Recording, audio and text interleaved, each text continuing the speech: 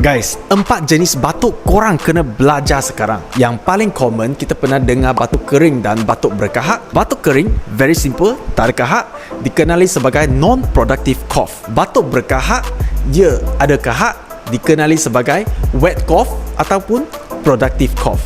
Ini special sikit. Ketiga ialah cough crook, dikenali sebagai barking cough. It is more common in babies and children. Dia suka attack kotak suara, tekak dan tube bronchi, sehingga kanak-kanak rasa susah nafas dan keluar suara batuk yang pelik. So ini example how crook sounds.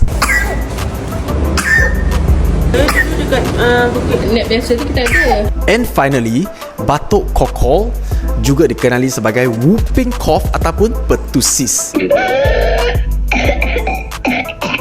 Ia disebabkan bakteria yang bernama Bordetella pertussis. Ia lebih serious and sometimes require hospitalization. Usually requires antibiotic to treat ataupun kita recommend vaccination.